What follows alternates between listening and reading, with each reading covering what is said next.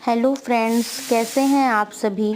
तो जैसे हमने डिस्प्लेसमेंट रिएक्शन पढ़ी थी, सेम उसी तरीके से अब हम पढ़ेंगे डबल डिस्प्लेसमेंट रिएक्शन को। डबल डिस्प्लेसमेंट रिएक्शन भी बिल्कुल डिस्प्लेसमेंट रिएक्शन की तरह ही होती है, बस इसमें ये होता है कि यहाँ पर एक साथ दो चीज़ों का डिस्प्लेसमेंट होता है।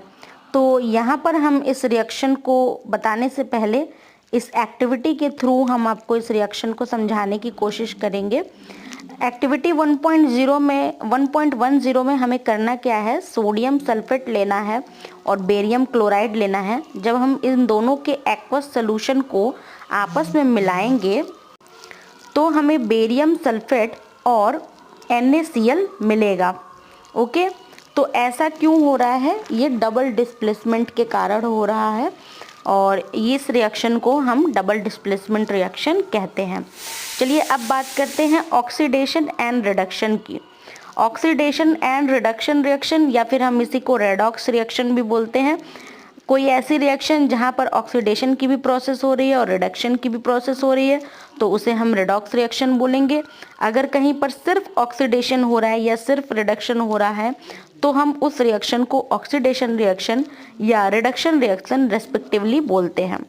इसके लिए हम एक्टिविटी 1.11 को आपको बताएंगे। इस एक्टिविटी में हमें क्या करना है, एक चाइना डिश लेनी है और उस पर लगभग 1 ग्राम जो है कॉपर पाउडर का हमें लेना है। उसको हमें हीट करना है। हीट करने पर क्या होगा, हीट करने पर जो हमारा कॉपर पाउडर है वो ब्लैक कॉपर ऑक्साइड में ब्लैक कलर में चेंज हो जाएगा और कॉपर ऑक्साइड के फॉर्म में टर्न हो जाएगा।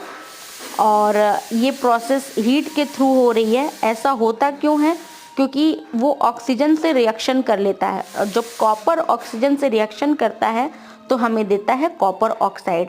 अगर हम इसी रिएक्शन को रिवर्स करना चाहें और उसके ऊपर से, चाइना डिश के ऊपर से या जो जहाँ भी ये रिएक्शन हो रही उसके ऊपर से अगर हम हाइड्रोजन गैस को पास कराएं तो हमें फिर से कॉपर मिल जाएगा।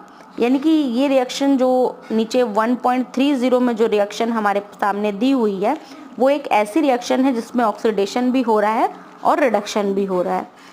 कोरोजन और रैंसिडिटी मैं बताना तो आपको चाहती हूँ, मगर ये आपके सिलेबस में नहीं है। कोरोजन क्या होता है, कोरोजन ये होता है कि जो भी हमारा कोई मेटल होता है जब नमी के या एयर के प्रेजेंस में आता है तो रस्टिंग की जो प्रोसेस होती है उसे हम कोरोजन कहते हैं। और रैंसिडिटी में होता ये है कि फूड मटेरियल को जब काफ़ी टाइम तक रख देते हैं तो वो ख़राब हो जाता है।